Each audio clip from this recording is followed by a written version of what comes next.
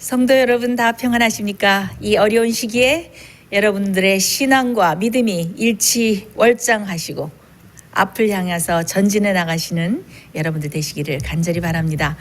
이 코로나가 우리의 인류와 영원히 함께 거할 것이다 라는 그런 뉴스가 나왔습니다. 제가 얼마 전에 뉴스를 보니까 영국에 있는 최고 면역학계의 최고 과학 자문관인 마크 월포트, 그 사람이 코로나 바이러스를 종식시키는 것은 불가능하다.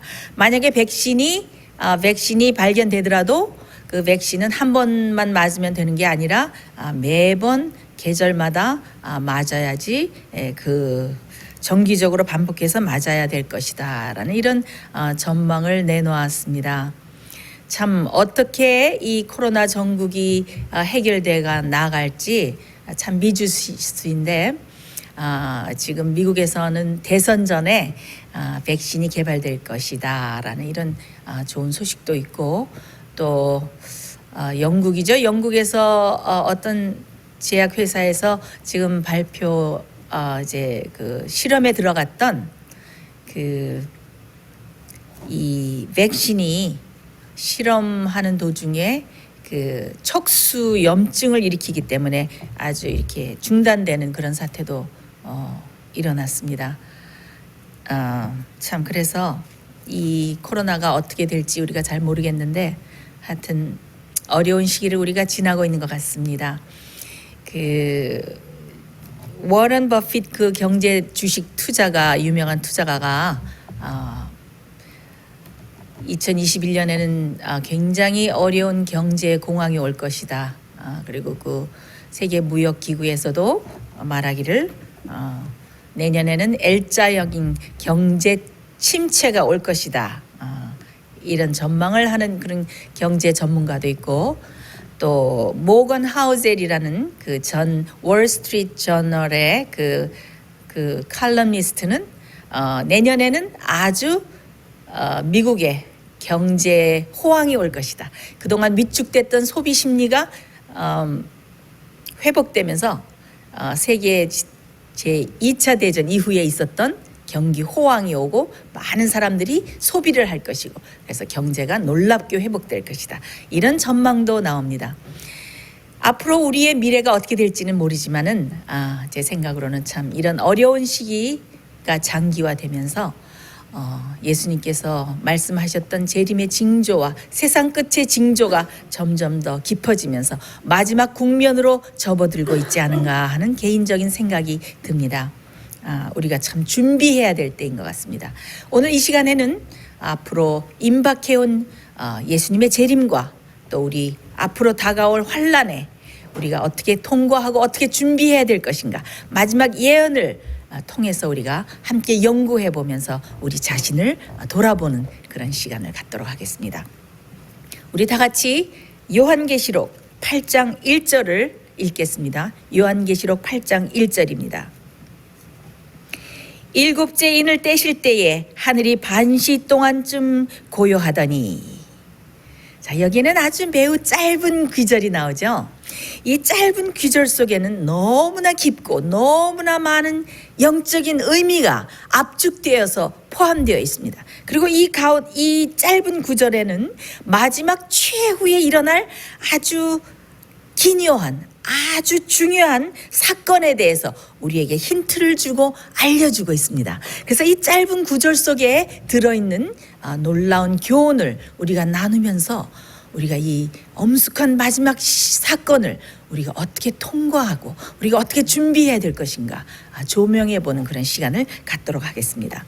요한계시록 5장과 6장과 7장 그리고 8장 1절까지 일곱 인에 대해서 나와 있는데 여러분들이 읽어보시면은 아시겠지만은 보좌에 앉아 계신 하나님이 손에 책을 가지고 계신데 그 책에 일곱 인으로 꽉 봉해진 그런 책을 손에 들고 계신 그런 장면이 나옵니다. 그럴 때 24장로와 또 보좌에 있는 네 생물과 천천만만의 천사들과 많은 거민들이 부복해서 있는데 그 책에 저 일곱 인을 누가 뗄까 일곱 인을 뗄 사람이 없어서 이 사도 요한이 계시를 보면서 아주 안타까워서 큰 소리로 울고 있는데 갑자기 어린 양이 나타나셔서 그 인을 떼시는 것이 아닙니까? 그때 모든 사람들이 어린 양이 일찍 죽임을 당하신 어린 양이 그 인을 떼기에 합당하시도다 하면서 크게 찬양을 하는 그런 모습이 일곱 인에 등장을 합니다. 자, 일곱 인을 하나씩 뗄 때마다 아주 이상한 장면들이 등장하죠. 이 일곱 인은 영국에 보신 성도분들은 아시겠지만은 초대교회로부터 예수님께서 재림하실 때까지 이 교회가 겪을 그 많은 상황들과 경험들과 타락상과 또 그 타락한 교회들에게 주어지는 하나님의 심판에 대해서 나와 있고 예언하여 주고 있고, 특별히 예수님의 재림에 대해서, 마지막 최종 사건에 대해서 우리에게 예언해 주는 것이 일곱 인의 예언입니다. 자, 인을 뗀다는 것은 유대인의 관습을 이해하시면 참 쉽게 이해가 됩니다. 옛날에 유대인들의 관습을 보면은 유대인들이 땅을 사거나 팔 때 어떻게 했냐면은 일곱 증인들을 불러서 다 인으로 봉하고, 인으로 아주 딱 봉함을 했습니다. 그래서 다시 그 땅을 돌릴 때, 땅을 다시 소유하기 위해서 땅을 다시 살 때는 어떻게 되냐면은 그 일곱 인을 봉했던 일곱 증인들을 다시 불러서 그 인을 다 떼서, 그렇게 인을 떼야지, 봉함된 인을 다 떼야지 그 땅이 다시 자신의 소유로 돌아올 수 있는 것을 알 수가 있습니다. 그래서 여기서 어린 양이 인을 뗀다 하는 것은 그 책은 바로 지구의 땅 문서라고 할 수가 있습니다. 이 땅이 어떻게 됐습니까? 이 아담과 하와가 마귀의 사단의 꼬임에 넘어가서 이 지구의 땅 문서를 빼앗겼죠. 그럴 때 예수 그리스도께서 어떻게 이 땅을 구속하시고 모든 죄를 대속하시고 구속하시고 이 땅에 그 땅 문서를 다시 인을 떼시면서 다시 소유하시는 그런 이 놀라운 장면이 일곱 인에 들어 있습니다. 그래서 이 지구를 구속하신 예수 그리스도, 어린 양 대신 예수님이야말로 이 땅에 그 인을 떼실 자격이 있으십니다. 자, 첫 번째 인, 두 번째 인, 세 번째 인, 네 번째 인, 이렇게 다 점점 떼고 우리가 지금 살고 있는 우리가 살고 있는 시대는 어떤 부분입니까?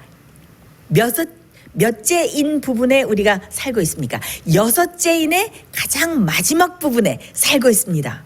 자, 여섯째 인에는 어떤 말씀이 나옵니까? 여섯째 인 시대는 어떤 시대인가? 우리 여섯째 인을 잠깐 읽고 말씀을 나눠볼까요? 제가 여기 크게 프린트를 해왔습니다. 요한계시록 6장 12절로 14절에 여섯째 인이 이렇게 나와 있습니다. 내가 보니 여섯째 인을 떼실 때에 큰 지진이 일어나며 해가 총담같이 검어지고 온 달이 피같이 되며 하늘의 별들이 무화과 나무가 대풍에 흔들려 선 과실이 떨어지는 것 같이 땅에 떨어지며 하늘은 종이축이 말리는 것 같이 떠나가고 각 산과 섬이 제자리에서 옮기우매. 자, 이 여섯째 인에는 세상 끝과 재림 때에 천연계에 일어날 모든 징조들이 일어나고 말해주고 있지 않습니까? 대지진이 일어나고 해가 어두워지고 달이 핏빛처럼 변하고 별들이 떨어지고 이런 일들이 과거에 한번 크게 성취되었습니다. 그런데 이 하늘의 징조들이 또 어떻게 해요? 앞으로도 일어날 것입니다. 그리고 또 일곱 재앙 때도 또 이런 일들이 일어나게 될 것입니다. 그리고 하늘의 축이 종이축처럼 다 떠나가고 산과 섬이 제자리에서 옮겨지고 이런 일은 언제 일어납니까? 이것은 바로 예수님께서 재림하는 바로 그 재림의 장면 때에 일어나는 일입니다. 그때 어떤 일이 일어납니까? 이 6장 14절 이후로 쭉 읽어보면은 예수님의 재림을 위해서 준비되지 않은 악인들이 뭐라고 말합니까? 산이야 바위야 내 위에 떨어져서 보좌에 앉은 이와 어린 양의 진노의 낯으로부터 나를 피하게 하라. 이 진노의 큰 날이 이르렀으니 누가 능히 서리요 라고 그들이 부르짖고 외치면서 산과 바위 밑으로 들어가서 숨는 것을 알 수가 있습니다. 그런 두려운 장면이 나오죠. 그때에 7장에 어떤 말씀이 등장합니까? 누가 어린 양의 진노의 큰 날에 능히 서리요? 라고 이렇게 질문이 던져질 때에 7장이 삽입구처럼 들어오면서 살아계신 하나님의 인을 받는 14만 4천만이 설 수 있다라고 답을 던져주죠. 그러면서 마지막 요한계시록 8장 1절 아주 짧은 구절에 마지막 7째 인이 열리면서 7째 인을 떼실 때에 하늘이 반시 동안쯤 고요하더니라고 이렇게 7째 인이 한 구절에 딱 요약돼서 말씀되어 있으면서 그 다음에 7째 나팔로 이어집니다. 자, 그러면 이 짧게 요약되고 압축돼서 나타나 있는 이 7째 인의 시점은 어떤 시점일까? 어떤 시점이길래 하늘이 고요해지는가? 자, 지금까지 6째 인까지는 이 땅에서 일어나는 모든 징조들과 이 땅에서 일어나는 일에 포커스를 맞춰져 있었는데 갑자기 장면이 바뀌면서 이것은 하늘에 일어나는 징조들의 포커스가 딱 맞춰집니다. 그렇죠? 그리고 하늘로 그 주체가 옮겨진 것을 알 수가 있습니다. 어떻게요? 하늘이 고요해지더라. 하늘이 조용해지더라. 라고 말씀하고 있습니다. 자, 7째 인은 바로 예수 그리스도 예수님의 재림 바로 직전과 예수님의 바로 재림 시에 일어날 사건들을 예언해주고 있습니다. 자, 그러면 정확히 예수님의 재림 직전에 어떤 일이 일어나고 어떤 일이 일어나는 것을 우리가 어떻게 알아서 이것이 그 시점이다라는 것을 우리가 어떻게 알 수가 있습니까? 예수님의 재림 바로 직전에 어떤 사건이 일어나는데 그 사건이 어떤 사건인가를 알기 위해서는 이 8장 1절 그 다음에 바로 계속되는 성경 구절들을 우리가 연구해봐야 그 힌트를 얻을 수가 있습니다. 이상하게 7째 인은 7째 나팔이 시작되면서 요한계시록 8장 1절에 딱 한 절만 하고 마치기 때문에 그것을 어떤 사건이고 또 어떤 내용인가를 충분히 우리가 이렇게 연구하기는 참 아쉬운 점이 있습니다. 그러나 그 뒤에 계속되는 구절들을 보면서 우리가 힌트를 얻고 더 구체적으로 연구함으로써 이때가 바로 이 시점이구나. 이 시점에 바로 이 사건이 일어나는구나. 이때야말로 정말 엄숙한 사건이 일어나는 때이구나라고 우리가 유추해 볼 수가 있습니다. 자, 요한계시록 이 8장 2절을 보면은 꼭 7천사가 7나팔을 받았더라 라면서 7나팔에 대한 예언이 계속되는 것처럼 우리에게 그렇게 느껴집니다. 그러나 그 다음에 계속되는 구절을 보면은 우리가 힌트를 얻을 수가 있는데, 자, 7나팔은 지난 시간에도 제가 잠깐 언급한 것 같습니다. 7나팔은 하나님의 참 교회와 참 백성을 핍박하는 세력과 거짓 교회와 그 나라와 그 단체와 그런 것들을 심판하는 하나님의 심판이 7나팔 예언입니다. 자, 이 심판은 어디서부터 옵니까? 이 심판은 어디서부터 나옵니까? 이 심판은 바로 하나님의 성소로부터 나옵니다. 그래서 그 다음 구절을 보면은 하나님의 성소의 장면이 쫙 펼쳐지는 것을 알 수가 있습니다. 아주 중요한 구절입니다. 이 중요한 구절을 우리 한번 읽어볼까요? 네, 요한계시록 8장 3절로 4절. 갑자기 여기 하늘 성소의 장면과 하나님의 보좌가 등장합니다. 요한계시록 8장 3절로 4절. 또 다른 천사가 와서 제단 곁에 서서 금 향로를 가지고 많은 향을 받았으니 이는 모든 성도의 기도들과 합하여 보좌 앞 금단에 드리고자 함이라. 향연이 성도의 기도와 함께 천사의 손으로부터 하나님 앞으로 올라간지라. 여긴 누가 등장합니까? 또 다른 천사가 등장해서 무슨 일을 하고 있습니까? 향로에 많은 향을 받아서 무엇과 함께? 성도의 기도와 함께 향연과 함께 어디로 올리더라? 하나님 앞으로 드리고 있는 장면이 여기 나타납니다. 이것은 우리의 기도가 향연과 함께 하나님의 보좌 앞으로 올라가고 있는 장면인데, 이것은 바로 예수님께서 당신 자신의 의를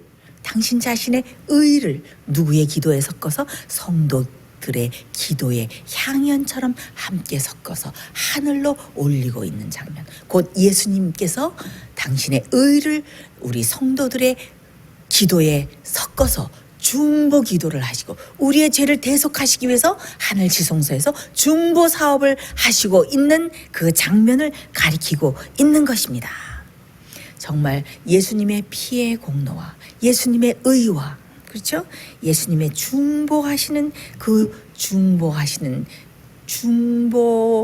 기도만이 우리의 기도가 하나님 앞으로 상달될 수 있도록 만드는 것인 것을 우리가 알 수가 있습니다. 그런데 여기에 계속되는 구절에 요한계시록 8장 5절에 보면은 참 이상한 말씀이 등장을 합니다. 요한계시록 8장 5절입니다. 다 같이 읽어보겠습니다. 천사가 향로를 가지고 단 위에 불을 담아다가 땅에 쏟음에 뇌성과 음성과 번개와 지진이 나더라. 여기 참 이상한 일이 등장합니다. 무슨 일이 등장합니까? 보통 향로의 용도는 어떤 일에 쓰입니까? 이 향로의 용도는 지금까지 성도의 기도와 함께 향을 담아다가 하나님의 보좌로 향연을 올리는데 이 향로가 쓰여졌습니다. 근데 이 향로의 용도가 달라졌습니다. 여기는 어떤 일을 합니까? 더 이상 향을 담아서 향연을 보좌로 올리는 것이 아니고 어떻게? 향로에 향연 대신 불을 담아서 어디에? 이 땅에 쏟는데, 이 땅에 그 불을 쏟으니까 어떤 일이 일어납니까? 뇌성과 음성과 번개와 지진이 일어납니다. 자, 이 뇌성과 음성과 번개와 지진이 일어난다. 이것은 곧 무엇을 의미하는가 하면 하나님의 큰 심판이 이 땅에 내리는 것을 의미하는 것입니다. 그래서 여기에서 우리가 알 수 있는 것은 이건 참 놀라운 힌트입니다. 곧 이 땅에 심판이 시작되었다. 무엇이 없어지고? 우리를 위해서 향연을 올리시고 우리를 위해서 중보하시던 무엇이 끝나고? 중보 사업이 끝나고, 예수님께서 지성소에서 우리를 위해서 중보하시던 중보 사업이 끝나고 이 세상에 심판이 내린다. 그것은 무엇입니까? 예수님의 지성소의 중보 사업이 끝나고, 그 다음에 이 세상에 무엇이 끝나고? 더 이상 은혜의 시간이 없고 사람들이 하나님 보좌 앞으로 기도를 올려도 더 이상 중보해줄 중보자가 없고, 더 이상 용서가 없고, 죄에 대한 용서가 없고, 이 세상에 은혜의 시간이 다 끝나고 이 세상에 심판이 내리는 때가 바로 이때인 것을 알 수가 있습니다. 그래서 어떻게 해요? 향을 담아서 성도의 기도를 하나님의 보좌 앞으로 올라가게 하는 그런 중보 사역이 더 이상 없고, 그렇죠? 향단에서 하던 봉사가 다 중단되었고, 인류를 위해서 중보하시던 예수님의 중보 사업이 다 끝났고, 은혜의 시간이 다 끝났고, 그 시점을 우리에게 알려주는 것입니다. 그래서 어떻게 일곱째 인을 떼실 때에 하는 바로 예수님 그 일곱째 인을 떼시는 그 시점은 어떤 시점인가가 딱 나오는데, 그 시점은 바로 어떤 시점인가 하면 예수님께서 금 향로를 다 집어던지시고 우리를 중보하시던 그 향로의 향을 다 집어던지시고, 불의를 하는 자는 그대로 불의를 행하고 더러운 자는 그대로 더럽고 의를 행하는 자는 그대로 의를 행하고 거룩한 자는 그대로 거룩되게 하라는 그런 선고를 딱 내리시고 어떻게 하십니까? 생사간의 모든 사람의 운명이 결정되고 누가 하나님의 구원받는 백성에 들어갈 것인가 라는 하나님의 백성의 수요가 다 차고, 그 다음에 어떻게 해요?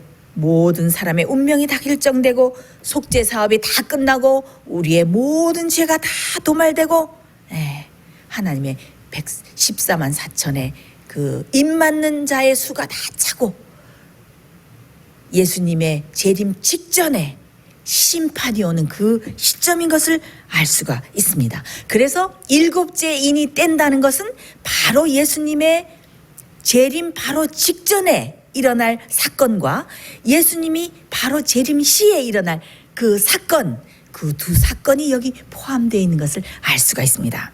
일곱째 인을 떼실 때 무슨 일이 일어난다고 그랬어요? 하늘이 고요해진다고 말을 하고 있습니다. 하늘이 고요해진다는 이 일곱째 인이 뗄 때 하늘이 고요해진다는 이 해석을 우리가 어떻게 해석할 수 있을까? 여기에는 두 가지 해석이 가능합니다. 첫 번째 해석은 여섯째 인의 모든 사건이 일어난 다음에 오는 사건은 무엇밖에 없다? 예수님의 재림밖에 없다. 그래서 예수님께서 재림하실 때에 예수님이 재림하실 때에 어떻게 하늘이 텅 비어서 다 조용해진다. 자, 예수님께서 재림하실 때 누가 오십니까? 우리가 지금 시간이 많이 될까봐 제가 읽지는 않겠습니다만은 요한계시록 1장 4절 5절 쭉 읽으시면은 거기에는 전에도 계셨고 지금도 계시고 장차 오실 이와 누구십니까? 하나님 아버지. 전에도 계시고 지금도 계시고 앞으로 장차 오실 이와 그 다음에 보좌에 있는 일곱 영과 성령님과 그 다음에 우리를 피로 구속하신 예수 그리스도. 그래가지고 예수님께서 오실 때는 삼위일체 하나님께서 다 오시는 것입니다.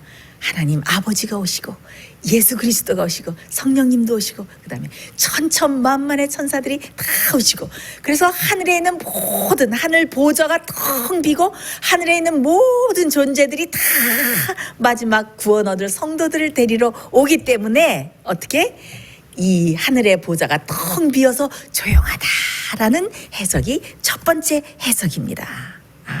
얼마나 좋을까요? 예?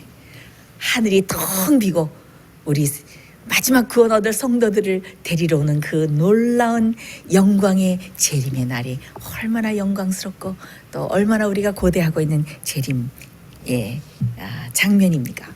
그때에 모든 하늘이 텅 비어서 하늘이 고요해진다. 이것이 첫 번째 해석입니다. 자, 근데 왜 그럼 반시 동안 조용해지는가? 왜 반시 동안 조용해질까요?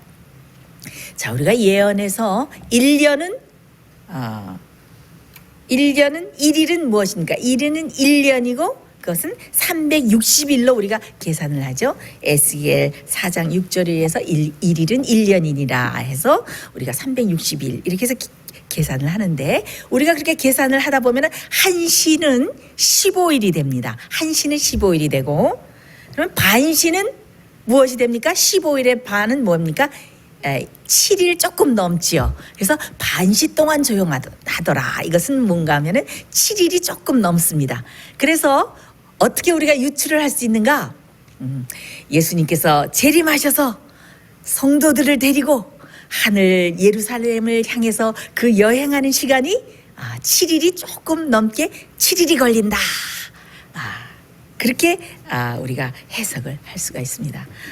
제가 이 말씀을 보면서 여러분 7일이 걸려서 우리가 구름 수레를 타고 그것이 구름 수레일지 천사들의 쌓여서 우리가 불병거를 타고 올라갈지 우리가 재림을 마저 봐야 알 수 있겠지만은 저는 7일이 아니라 한 달 아니라 1년이 걸려도 하늘에 갈 수만 있다면 참 좋겠습니다. 여러분들도 그러십니까? 네, 정말 한 달이 걸리더라도 우리가 정말 구름 수레를 타고 영광 거룩하다 할렐루야 하면서 우리가 7일 동안을 여행을 해서 하늘 그 진주문에 도착할 때 얼마나 영광스럽겠습니까?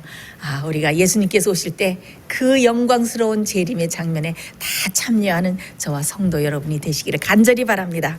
자, 근데 여기에 또 다른 두 번째 해석이 있습니다. 또 다른 해석이 있는데 그것은 바로 재림 직전에 이 땅에서 일어나고 있는 마지막 최종 사건을 하늘이 지켜보기 때문에 하늘이 주목해서 그것을 다 조용히 지켜보기 때문에 하늘이 반시 동안 고요하다라는 해석입니다. 자, 모든 천사들이 검은 거를 다 내려놓고 찬양 소리를 다 그치고 다 주의를 기울여서 이 땅에 일어난 사건을 다 주목하고 있기 때문에 하늘이 고요해진다. 그런 해석입니다. 그렇다면 무엇 때문에 그토록 이렇게 하늘이 조용해지는 것일까요? 이 땅에 어떤 최종 사건이 일어나고 있기 때문에 이렇게 하늘이 조용해지는 것일까요? 자, 하늘이 조용해진 적이 있었습니까? 하늘이 조용해진 적이 있었습니다. 우리가 영감의 말씀을 볼 때에 우리의 첫 조상, 첫 인류가 범죄했을 때에 아담과 하와가 범죄한 그 소식을 듣고 온 하늘이 검은 고와 또 면류관을 다 벗어놓고 슬픔에 빠져서 찬양 소리를 그치고 다 슬퍼했던 것을 알 수가 있습니다. 그 다음에 또 언제 하늘이 고요해졌습니까, 여러분? 예수님께서 겟셋마네 동산에 들어가셨을 때, 여러분 겟셋마네 동산에 들어가셨을 때 어떤 일이 있었는 것을 알고 계시죠?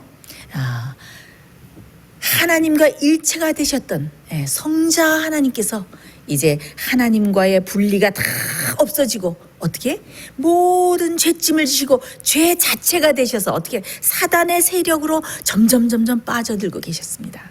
하나님과 함께 완전히 분리되고 이제 하나님으로부터 무엇만 느낄 수 있다?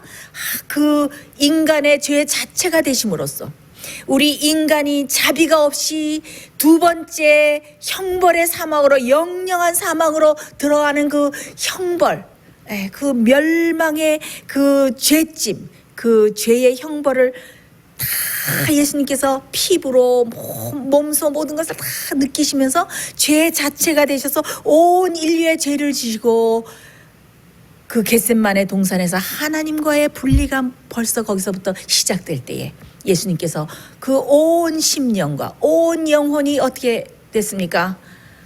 너무나 그 죄의 고통과 죄짐을 지심으로 인해서 이 온 땀방울이 어떻게 핏방울처럼 돼서 이 땅에 툭툭툭툭 핏방울처럼 돼서 떨어지면서 어떻게 예수님께서 어떻게 부르짖으셨습니까? 아버지여, 할 수만 있으면 이 잔을 옮겨주십시오. 할 수만 있으면 이 잔을 옮겨주십시오. 그러나 내 원대로 마시고 아버지의 원대로 해주십시오. 그런 기도를 몇 번이나 들으셨습니까? 3번이나 들으셨습니다. 예수님께서 3번이나 그 기도를 드리실 때에 하늘에는 침묵이 흘렀습니다. 천사들이 과연 하나님 아버지께서 그 기도에 어떻게 응답을 하실까? 그들의 사령관이신 예수님께서 피땀을 흘리면서 그 영혼이 다 죽게 되면서 기도를 하실 때 그들이 면류관을 벗어서 내려놓고 검은 거를 내려놓고 찬양 소리를 그치면서 온 하늘이 조용하게 예수님의 고통을 지켜보고 있었습니다. 그때 어떻게 됐어요? 그때 온 하늘이 고요했습니다. 그러나 어떻게 했습니까? 그때 예수님께서 그때라도 늦지 않으셨어요. 예수님께서 돌아서서 죄인들로 하여금 그 죄짐을 지게 하라. 나는 이 죄와는 상관이 없다 하면서 예수님께서 분연히 일어서서 하늘로 돌아가셨다면 우리의 운명은 어떻게 될 뻔했습니까? 저는 그 장면만 생각할 때마다 얼마나 예수님의 사랑이 고맙고 감사한지 예수님께서는 사랑으로 그 모든 죄를 지시고 죽기까지 십자가에서 정말 모든 형벌의 고통을 당하시면서 죽기까지 복종하셔서 우리를 구원해 주셨습니다. 얼마나 감사합니까? 예수님이 겟셋마네부터 십자가의 모든 고통을 당할 때까지 온 하늘은 예수님의 고통을 지켜보면서 정말 예수님께서 끝까지 그 사랑으로 이 모든 죄짐을 지시고 하나님과 약속하신 그 약속을 이룰 것인가, 그 약속이 정말 이루어질 것인가, 그것을 지켜보면서 온 하늘이 고요했던 적이 있습니다. 오케이, 그렇다면은 예수님께서 재림하기 바로 직전에 또 한 번 하늘이 고요해지는 사건이 있을까요? 네, 있을 것입니다. 그때는 어떤 때입니까? 예수님의 재림하시기 바로 직전에 어떤 일이 있습니까? 그때는 바로 이 땅에 하나님의 심판이 내리는 대환란이 있을 때입니다. 이 악인들에게 칠재앙이 내리고 의인들은 어떤 환란을 당합니까? 야곱의 환란을 당할 때에 그때 하늘은 조용할 것입니다.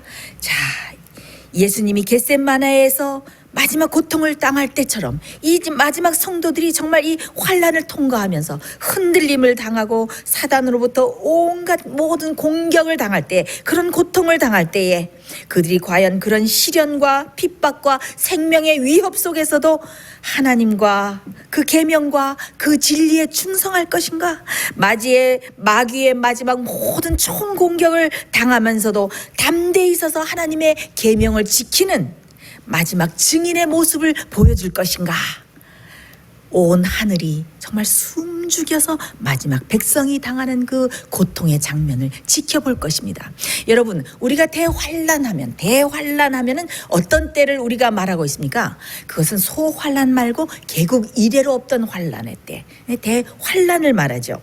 자, 그때는 은혜의 시간이 다 지나고 하나님의 자비가 없는 진로의 심판이 내릴 때인데, 그때는 그동안은 어떻게 됐습니까? 하나님의 백성, 하나님의 종들의 이마에 인을 치기까지는 어떻게 사방 바람을, 네 천사가 사방 바람을 이렇게 다 제어하고 꽉 붙잡고 있었어요. 근데 이 제어하는 천사의 손길이 다 없어지면 어떻게 돼요? 사방에 바람이 불어지고, 그 다음에 자비의 천사가 다 떠나고 성령이 이 땅을 다 떠나고 마지막 은혜의 시간이 다 끝나면 이 땅에 대환란이 시작되는데, 개국 이래로 없던 환란이 시작되는데, 그때는 어떻게 됩니까? 사단이 그동안 자기가 그렇게 바라고 하고 싶던 모든 일들을 이 땅에 행할 것입니다. 이 땅에 전쟁이 일어나고, 이 땅에 재난이 일어나고, 지진이 일어나고, 천연재해가 일어나고, 사건 사고가 끊이지 않게 일어나고, 이 땅은 유혈 사태가 일어나고 폭동이 일어나고 온 세상은 아수라장이 될 것입니다. 아주 무서운 세상이 될 것입니다. 엄청난 재난이 일어나고 천연재해가 일어나는 중에 또 무엇이 내립니까? 악인들에게 칠재앙이 내립니다. 자, 칠재앙이 어떤 재앙입니까? 제일 첫 번째 재앙은 악하고 독한 헌대가 나죠. 악하고 독한 헌대가 어떤 사람들에게 납니까? 짐승의 표를 받고 짐승의 우상에게 경배한 자들에게 악하고 독한 헌대가 납니다. 그 다음에 두 번째는 어떤, 바다와 물들의 근원과 모든 것이 무엇이 됩니까? 피가 됩니다.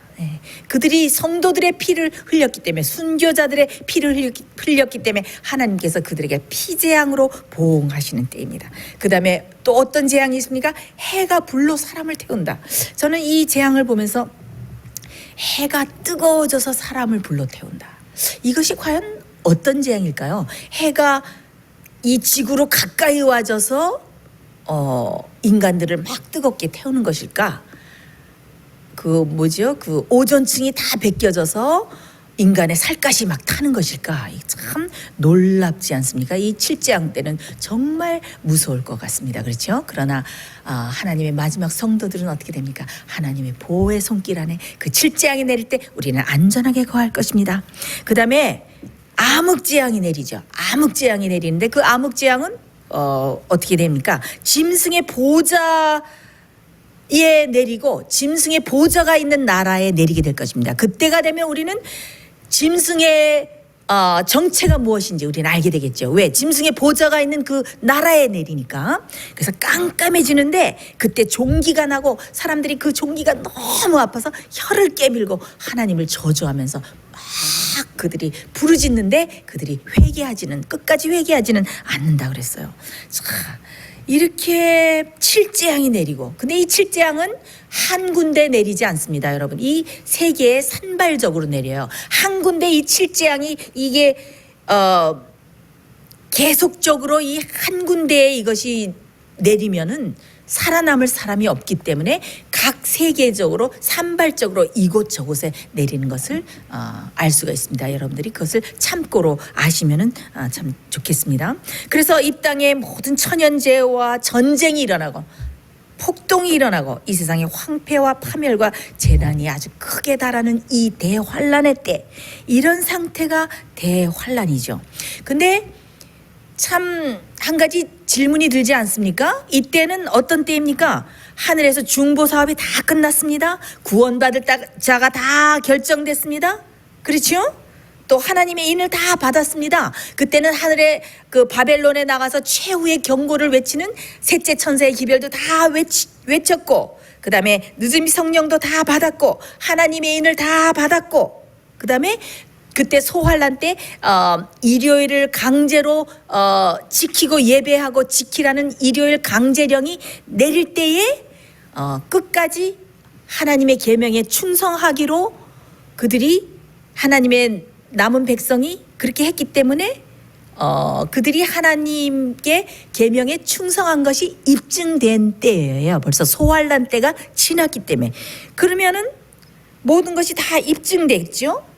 그 다음에 죄는 다 도말됐죠. 중보 사업이 다 끝났는데 왜 굳이 그냥 의인들을 주님께서 데리고 올라가시고 재림하시면 되는데 왜 굳이 의인들로 하여금 야곱의 환난이란 그런 예레미야 선지자가 예언한 야곱의 환난을 당하게 하실까? 질문이 들지 않습니까? 자, 그 야곱의 환난을 당하고 의인들이 잠깐 환난을 당하지 않을 수밖에 없는 그 이유를 우리가 잠깐 연구해 보면은, 자, 이 땅에 이 칠재앙의 악인들에게 내리게 될 때에 그 악인들이 아주 이 땅에 도래된 모든 천연재해와 또 그 재앙들을 보면서 무엇이라고 말할 것입니까? 우리가 만들어 놓은 우리 교회의 제도와 또 국가의 질서를 파괴하고 우리에게 협조하지 않은 우리 주일의 첫째 날 일요일을 거룩하게 숭배하고 지키지 않는 저 소수의 무리 때문에 이 모든 천연재해와 재난과 이런 재앙들이 내린다. 그렇기 때문에 어떻게 이 사람들을 완전히 없애지 않으면은 이 재앙이 멈추지 않을 것이다. 그래서 어떻게 해요? 마지막에 하나님의 계명을 지키고 안식일을 지키고 하나님께 끝까지 충성하는 사람들에게 어떻게 돼요? 그 사람들을 죽이기 위한 사형 명령이 내리는 것입니다. 여러분, 요한계시록 13장에 무슨 말씀이 나와 있습니까? 저가 모든 자 곧 작은 자나 큰 자나 부자나 빈궁한 자나 자유한 자나 종들로 그 오른손에나 이마에 표를 받게 하고 또 짐승의 우상에게 경배하지 아니하는 자는 어떻게 몇이든 다 죽이게 하더라. 그래서 그 사람들이 악인들이 분노함으로 말미암아서 그 핍박이 오게 되는 것입니다. 그때의 그 죽이라는 명령이 점점 올 때에 하나님의 백성들이 그 당하게 되는 그 환난, 그것을 우리가 야곱의 환난이라고 하는데, 야곱의 환난은 우리가 구체적으로 어떤 것일까요? 우리가 우리가 설교 말씀에서 그동안 여러 차례 조금씩 나눠보기는 했지만은, 우리가 참고로 의인들은 칠재앙을 받지 않죠. 그러나 이 땅에 칠재앙이 내리고 천연재해들이 일어나고 재해들이 올 때에 그런 재난의 영향은 어떻게 해요? 받는 것을 알 수가 있습니다. 여러분들 시간이 나시면 요한계시록 7장에 보면은 거기에 구원받고 큰 환난에서 나온 흰옷 입은 자들이 있는데 그들이 다시는 뜨거운 기운에 상하지 않고 다시 줄이지 않고 목마르지 않을 것이라 하는 것을 봐서 그들이 어떻게 해요? 뜨거운 기운을 통과할 것이었고 목마르고 줄이는 경험을 통과했을 것이다. 그러니까 우리가 그 직접적으로 칠재앙은 당하지 않지만 마지막 성도들은 줄이고 목마르고 또 뜨거운 기운을 당하고 이런 그런 영향은 받을 것으로 우리가 유추해 볼 수 있습니다. 자, 그래서 우리가 그런 영향을 받을 것인데, 그러나 하나님께서 마지막 성도들을 어떻게 하십니까? 비밀한 곳에 무리를 져서 한적한 곳에 숨기시고 어떻게 해요? 물과 떡을 공급하시고 우리를 안전하게 보호하실 것이라고 그랬습니다. 그렇죠? 그렇다면 무엇이 문제입니까? 무엇이 문제예요? 마지막 때 우리가 어떻게 먹고 살까? 어떻게 무엇을 입을까? 그것이 마지막 성도들의 최고의 그 환난의 관건이 될까요?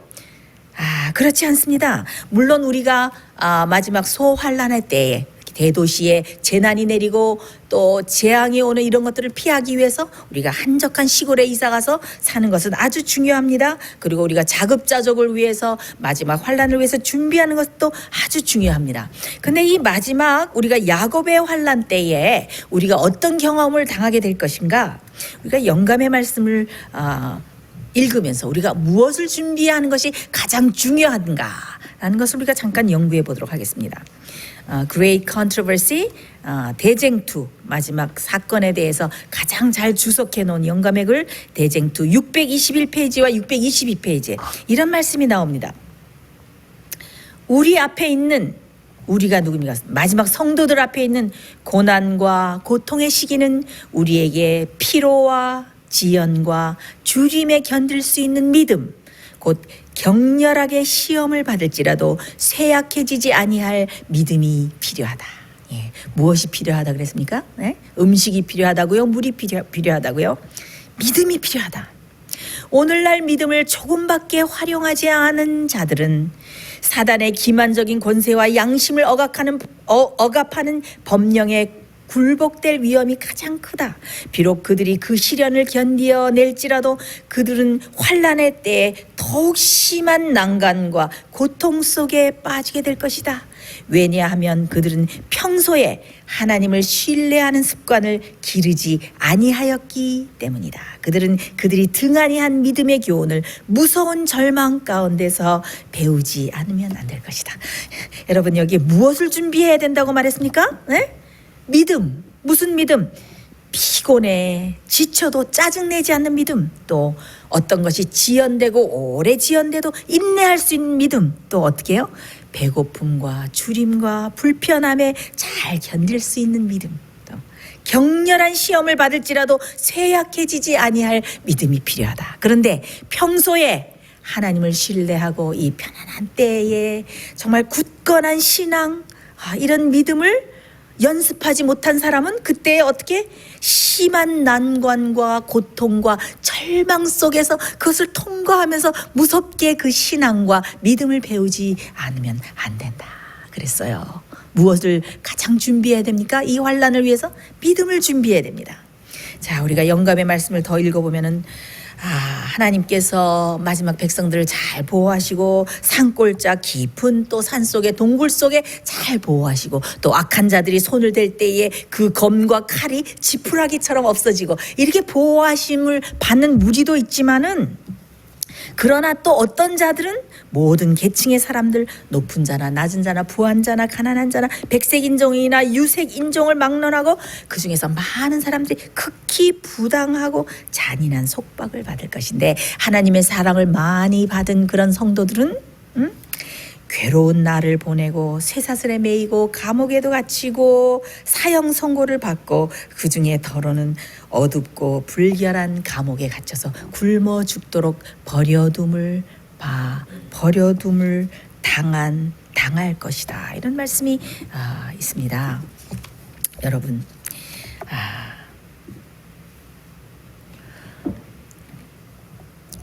지금 보세요. 이렇게 코로나 사태가 장기화되니까 어떻게 돼요? 사람들이 극도로 아주 예민해져서 지금 미국에는 폭동이 아주 계속 일어나고 있습니다. 폭동이 일어나고 또 사람들이 막 정신적으로 굉장히 피폐해져 가는 것을 볼 수가 있습니다. 그래서 막 서로 쏴요. 경찰도 쏘고 폭도들도 쏘고 이런 일들이 많이 일어나는데, 이렇게 작은 재난이 와도 사람들이 불안이 극에 달해가지고 이렇게 폭동이 나고 막 이렇게 여러 가지 이런 일들을 일으키는 것을 알 수가 있는데, 이렇게 재난이 오고 칠재앙이 내리고 막 전쟁이 나고 천연재해들이 오고 이렇게 극한 이런 재난의 시대가 올 때,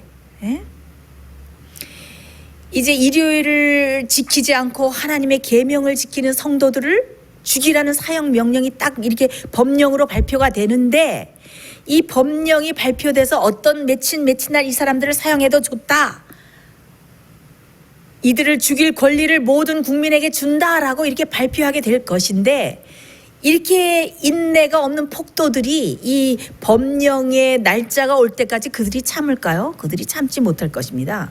그들이 정말 더 빨리 이 작은 소수의 하나님의 남은 백성들을 죽이기 위해서 더 속속히 더 악한 자들이 모여서 그들을 핍박하게 될 것입니다. 그렇죠? 그래서 사형 집행 시간을 정해 놓았을지라도 폭도들은 그 법령을 더 빨리 실행하고 더 빨리 성도들의 생명을 뺏기 위해서 그들에게 다가올 것입니다. 이때가 바로 야곱의 환난인데, 이 야곱의 환난은 그 야곱이 어떻게 했습니까? 야곱이 하나님께서 허락하셔서 고향으로 돌아가는데 그 형이 에서가 어떻게 해요? 그 많은 군사들을 데리고 야곱의 생명과 야곱의 가족들의 생명을 빼앗기 위해서 점점 다가오죠. 자, 그때 야곱이 그 당한 그 환난이 무엇이었습니까? 그는 과연 자기의 죄가 용서받았을까? 하나님을 속이고 형을 속이고 했던 그런 죄가 과연 용서를 받았을까? 내가 과연 하나님으로부터 간압을 받았을까? 그런 의심과 내가 하나님께 간압을 받지 못했기 때문에 이렇게 형으로부터 공격을 받고 이 무고한 어린 생명들과 내 자녀들과 이 많은 족속들이 죽임을 당하는 것이 아닌가 하는 이런 불안과 극도의 공포에 휩싸이게 됩니다. 그래서 어떻게 됩니까? 그 야곱이 야복강가에서 그 여호와의 사자가 원수인 줄 알고 막 씨름하면서 밤새 씨름을 하죠. 그래서 이 야곱의 환난은 어떻게 보면은 정신적인 고통이라고 할 수가 있습니다. 우리의 구원은 어떻게 돼요? 마지막 성도들의 구원은 어떻게 중보 사업이 끝났기 때문에 하늘에서 어떻게 다 결정이 되었어요. 구원 얻고 얻을 수 있는 자격이 벌써 다 주어졌고 그 다음에 하나님의 인을 임하에 받은 사람들입니다. 그렇다면 왜 그들이 환난을 당해야 될까요? 그냥 구원해 주시면 되죠. 이것은 마치 겟셋마네 동산에 예수님께서 들어가실 때 사단의 세력에 내어준 바 되었듯이, 그래서 그 십자가에서 겟셋마네 고통을 당할 때 사단이 어떻게 했습니까? 예수님을 극도로 시험하도록 내어주었어요. 이렇게 내어준 바 되었어요. 그때 어떻게 됐습니까? 예수님께서 끝까지 그 고통과 그 고난 중에서도 그 사랑의 성품을 증거하시고 하나님의 계명을 지키는 성품을 증거하시고 하나님과의 약속을 지킨다는 것을 온 우주의 십자가에서 증명하셨습니다.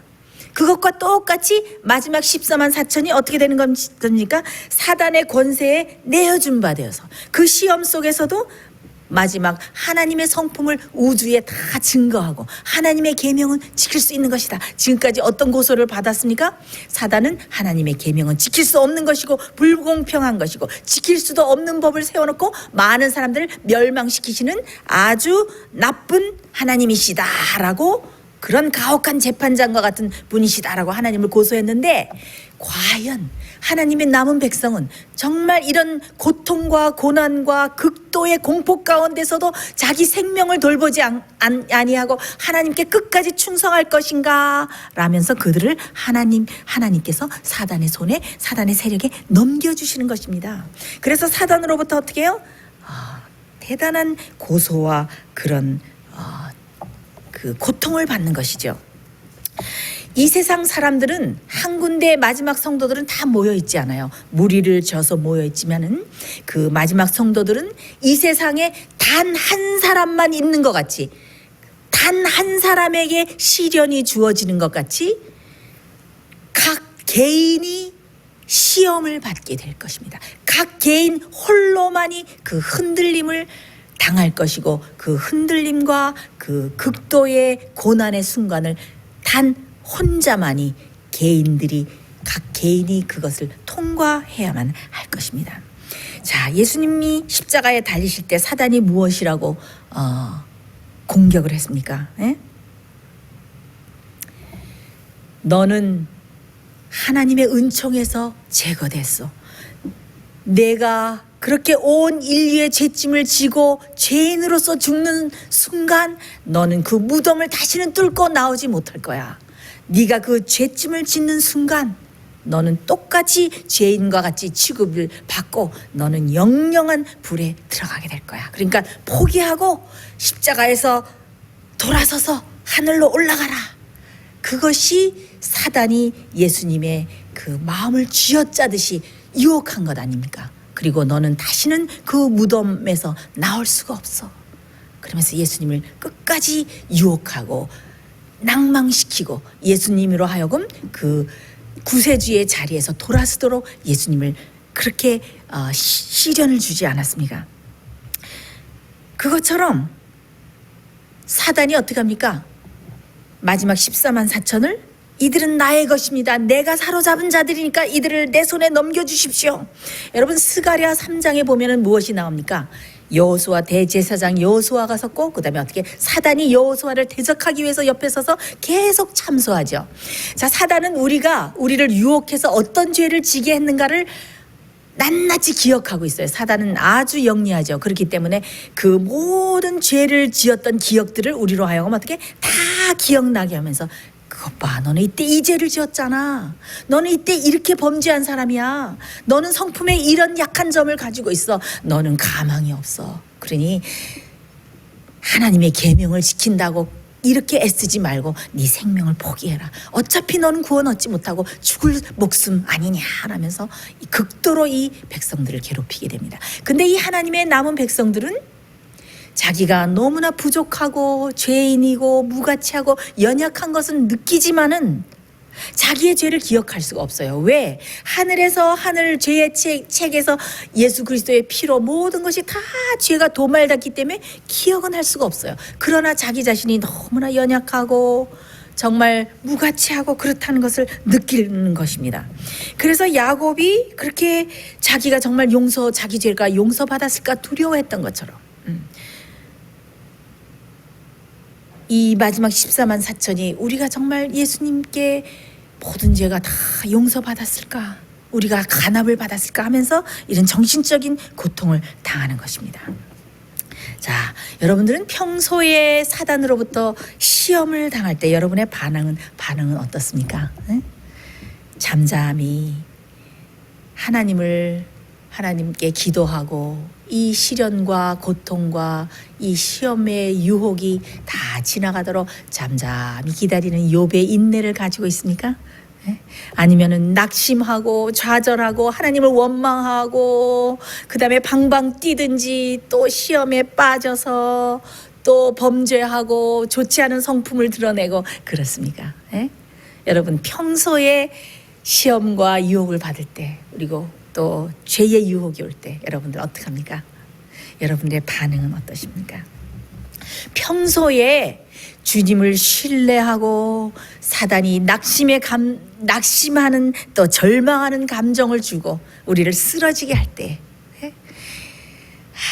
야곱이 그런 사단으로부터 그런 공격을 당했을 때 야곱은 무엇을 기억했어야 됩니까? 야곱은 베델에서 누구를 만났습니까? 주님을 만난 경험이 있죠. 베델에서 쓸쓸하게 죄를 짓고 쓸쓸하게 돌베개를 베고 누워 잘 때에 어떻게 무엇을 봤습니까? 꿈에 큰 사다리가 나타났는데 천사들이 오르락내리락하고 거기에 예수님 인자 같은 예수님이 앉아 계셔서 어떻게 예수님께서는 그렇게 죄를 진 야곱을 잊지 않으시고 내가 세상 끝까지 네가 어느 곳을 가든지 내가 너와 함께 하리라 하는 보증을 주시지 않으셨습니까? 그래서 야곱은 무엇을 생각했어야 됩니까? 베델에서 예수님을 만났던 경험을 생각했어야 됩니다. 우리가 시험을 받을 때에 우리가 예수님께서 평소에 나를 어떻게 인도하셨던가, 어떻게 내 기도를 응답하셨던가, 어떻게 나에게 자비로우셨던가, 나를 어떻게 사랑하셨던가, 나를 어떤 위험 가운데서 나를 구원해 주셨던가. 네. 그런 평소에 주님과 함께하는 그런 차곡차곡 주님과의 경험이 충만히 우리가 경험적으로 체험적으로 가지고 있어야 마지막 그 야곱의 환난을 통과할 때 우리가 수월하게 통과할 수가 있는 것입니다. 평소에 우리가 이런 믿음과 또 이런 신앙을 배우지 못한 사람은 어떻게 해야 돼요? 절망 가운데서 그런 믿음을 배우게 될 것입니다. 근데 한 가지 여기서 우리가 생각해 볼 것은 이 14만 4천 마지막 남은 백성들은 내가 죽을까? 내가 어떤 핍박을 받을까? 무섭다. 이것이 그들의 관건이 아니에요. 내가 내 이 부족한 성품으로 하나님을 증거하지 못하면 어떡하나. 이 우주에 하나님의 공의와 사랑과 정의로우심을 증거하지 못하면 어떡하나. 내 부족함으로 혹시 내가 하나님께 불명예를 드리면 어떡하나.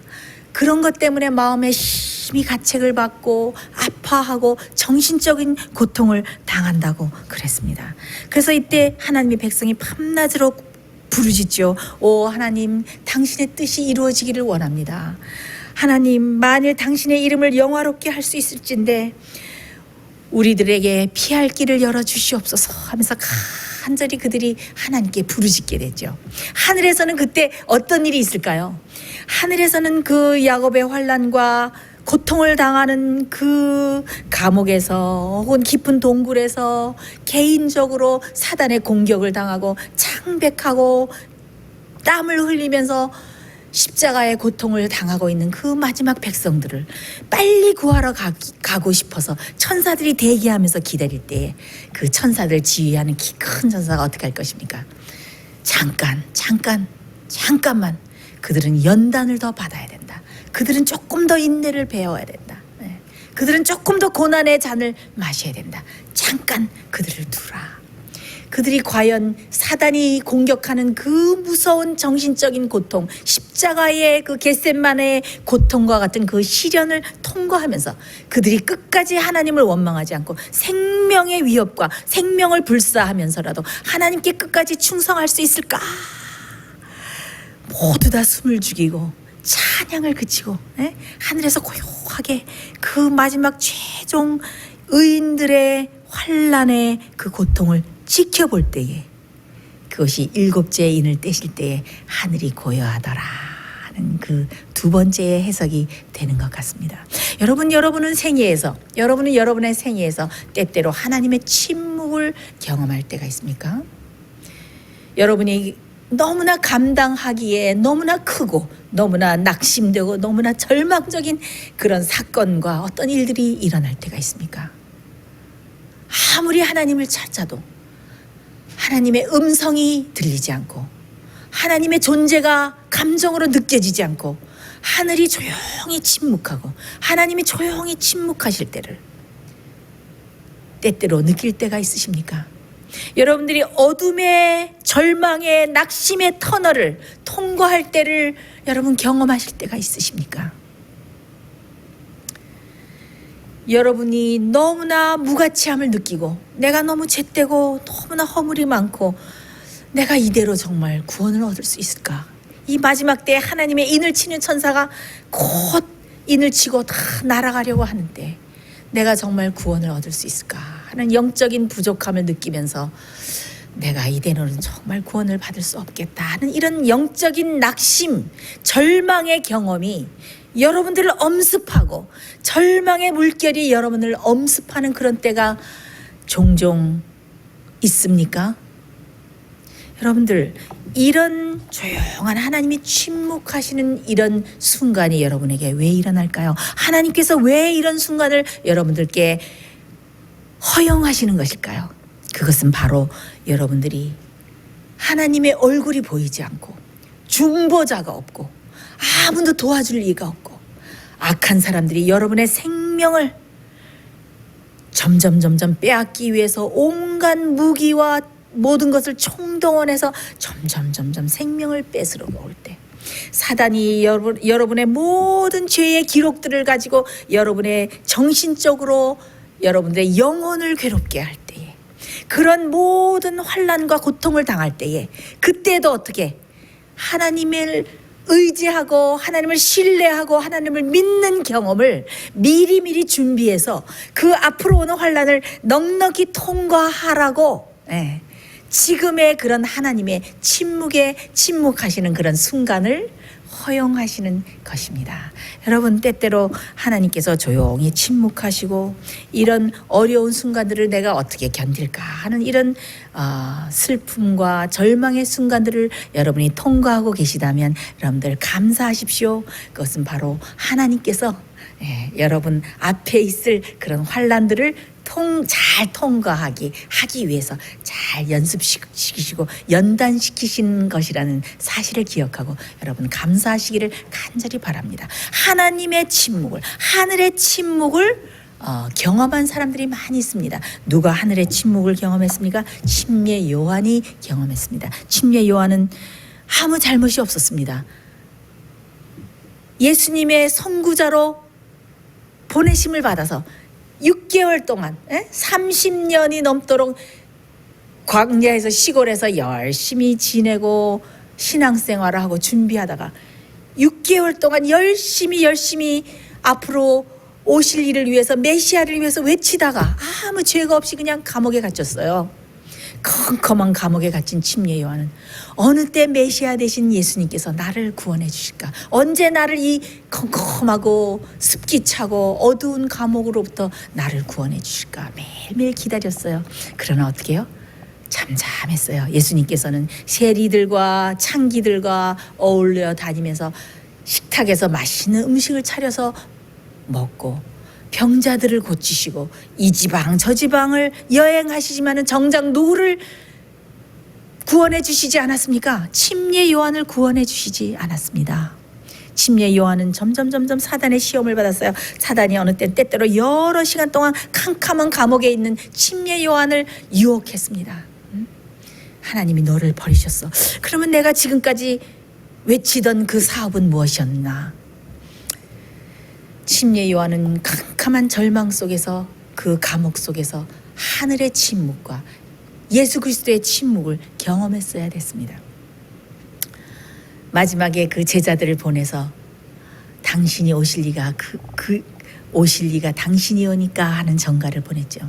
예수님께서 하시는 모든 사업을 보고 평소에 믿음을 길렀던 침례 요한은 아무 말도 하지 않고 즐겨이 순교를 당했던 것을 우리가 알 수 있습니다. 많은 사람들이 왜 예수님께서 그 훌륭한 침례 요한 선지자를 구하시지 아니하셨을까 하고 의아해합니다.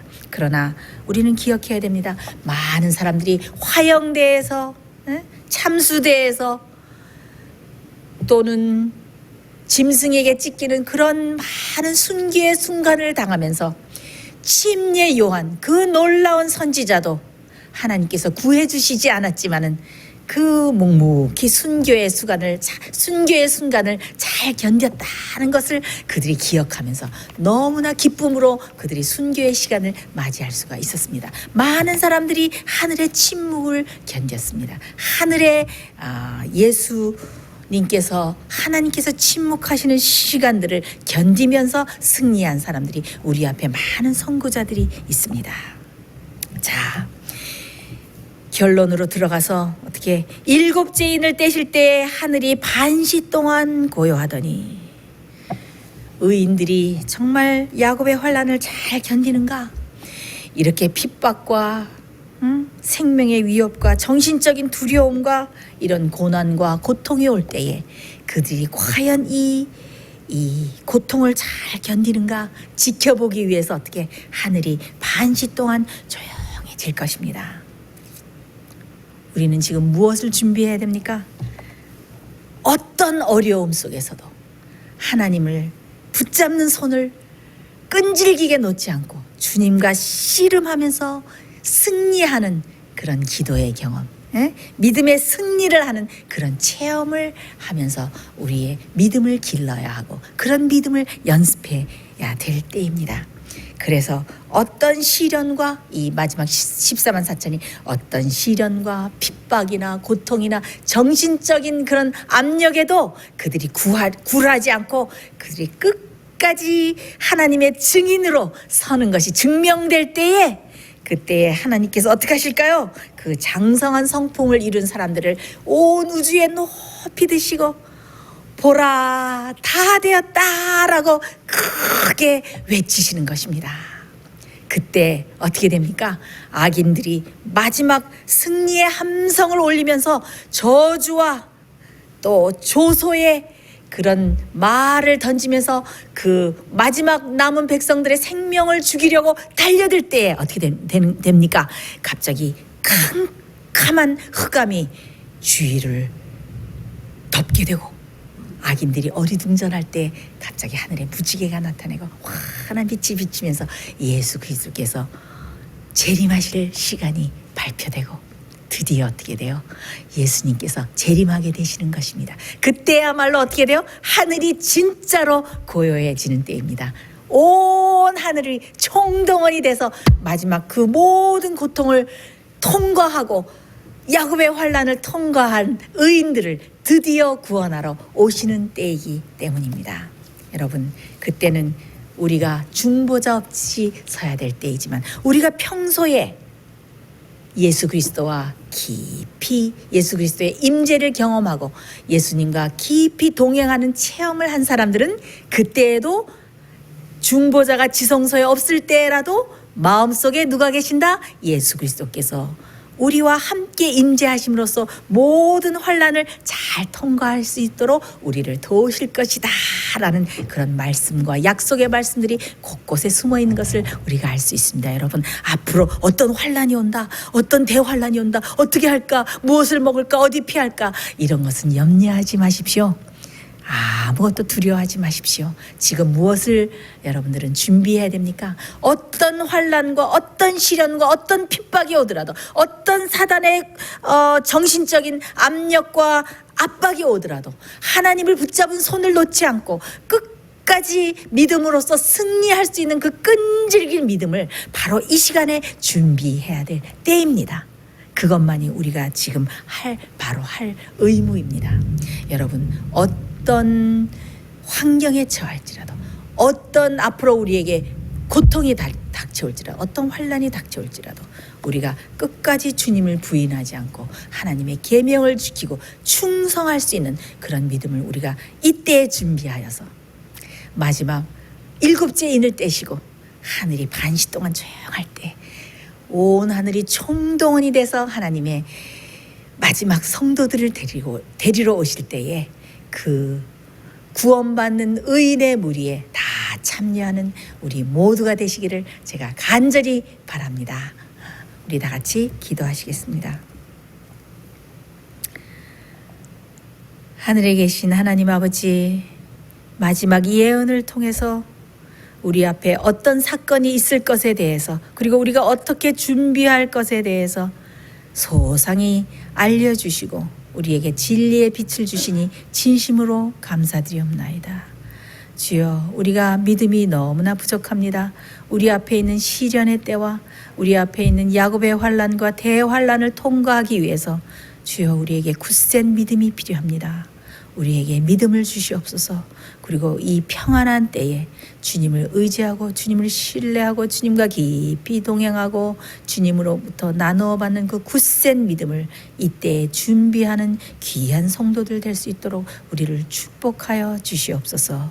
그래서 우리가 이 평안한 때에 잘 준비한 굳센 신앙과 믿음으로 마지막 환난과 고통과 시련이 올 때, 야곱의 환난이 올 때 우리가 넉넉히 승리하고 이겨서 7째 인을 떼시고 하늘이 반시 동안 조용해지는 그 놀라운 재림의 장면 때에 다 참여할 수 있는 하나님의 마지막 귀한 성도들이 될 수 있도록 우리에게 은혜를 베푸시고 축복하여 주시옵소서. 예수 그리스도의 이름으로 간절히 기도드리옵나이다. 아멘.